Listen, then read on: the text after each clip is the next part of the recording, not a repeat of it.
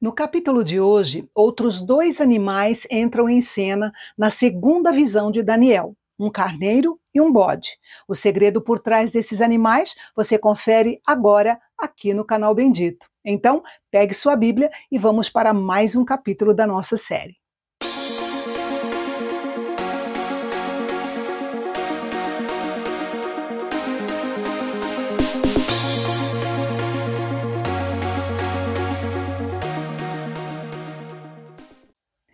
Neste capítulo, segundo os manuscritos antigos, o livro de Daniel volta a ser escrito na língua hebraica, lembrando que a seção do capítulo 2:4 até 7:28 foi escrita em aramaico.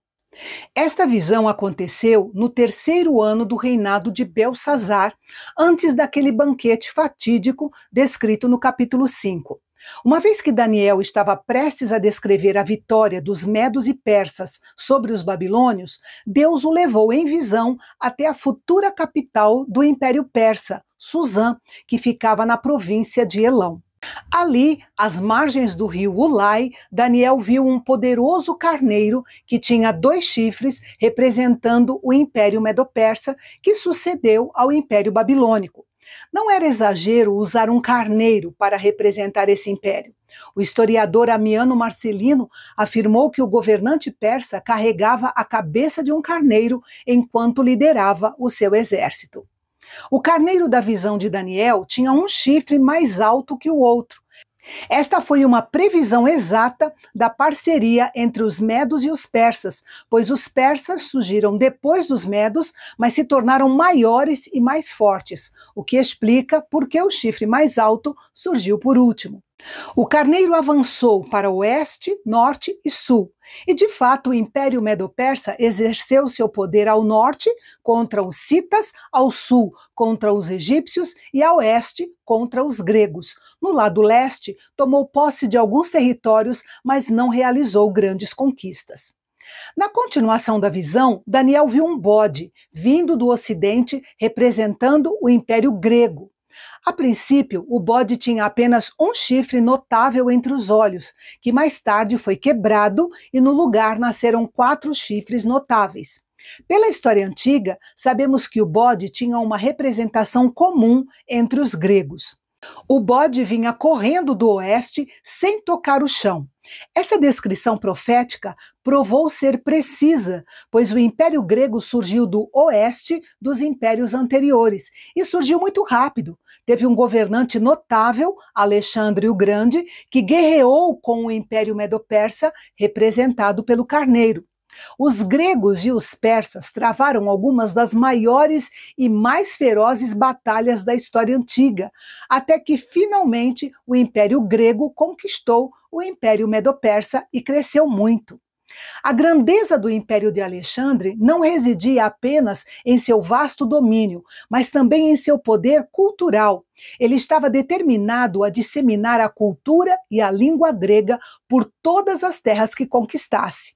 Mas o reinado do notável líder do Império Grego foi interrompido pela sua morte repentina, ou seja, o chifre foi quebrado. Após sua morte, o Império Grego foi dividido à força entre seus 4 principais generais, ou seja, os 4 chifres notáveis.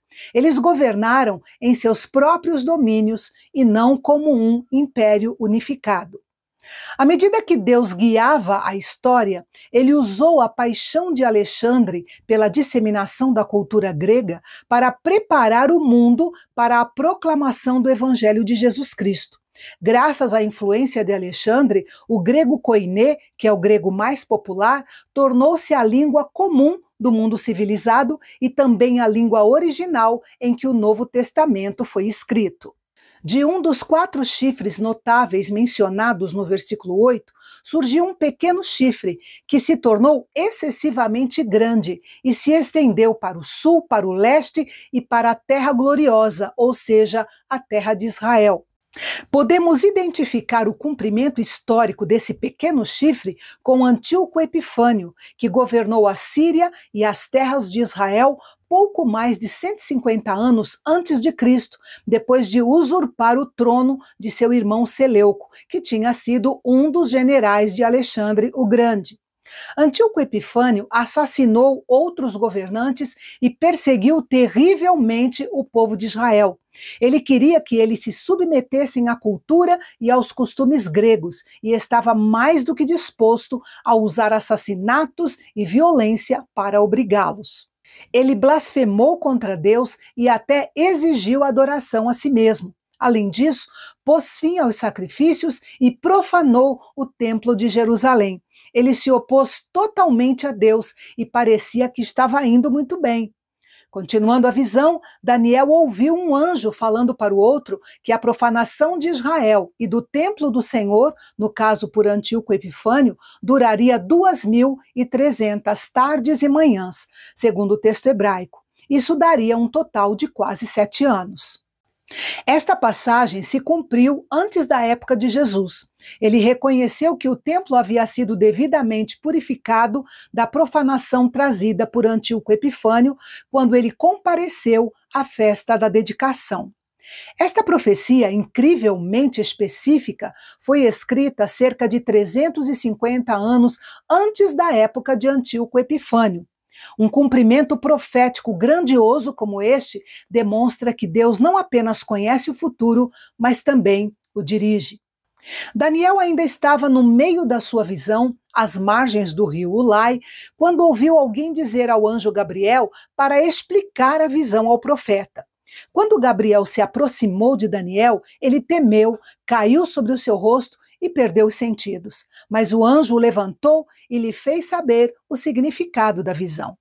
Gabriel assegurou a Daniel que a visão tinha a ver com o fim dos tempos. O fato é que, embora esta profecia tenha se cumprido em Antíoco Epifânio, ela também tem um cumprimento posterior no Anticristo, referindo-se ao tempo do fim. Antíoco Epifânio é, às vezes, chamado de Anticristo do Antigo Testamento, pois ele prefigura o Anticristo do fim dos tempos. Os versículos 20 a 22 trazem a interpretação daquilo que nós já comentamos sobre o carneiro e o bode nos versículos 3 a 8. Após sua explicação resumida da visão de Daniel, Gabriel ampliou sua descrição, mostrando que a profecia era verdadeira, tanto para Antíoco Epifânio quanto para o Anticristo. Este é um exemplo de uma passagem profética que tem um cumprimento próximo e distante. Antíoco Epifânio teria poder de uma fonte satânica permitida por Deus. O mesmo se aplicará ao Anticristo. Antíoco Epifânio parecia ter sucesso total até colher o fruto das suas maldades e morrer. O Anticristo também parecerá ser um vencedor completo até Deus derrubar o seu reinado. Daniel recebeu a ordem de selar a visão.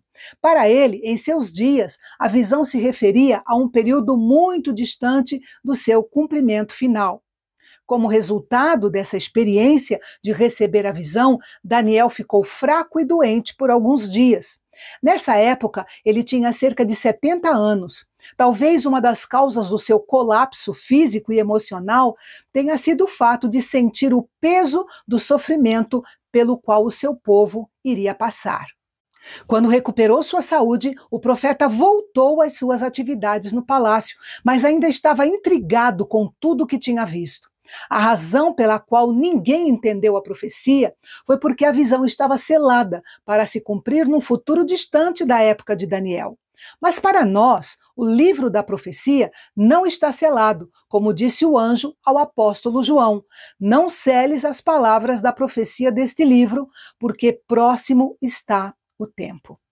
E no nosso próximo encontro, nós vamos refletir em uma das passagens proféticas mais surpreendentes e significativas da Bíblia, que começa com a compreensão e aplicação da profecia por Daniel, um verdadeiro calendário profético. Não perca, aqui no Canal Bendito. Até lá!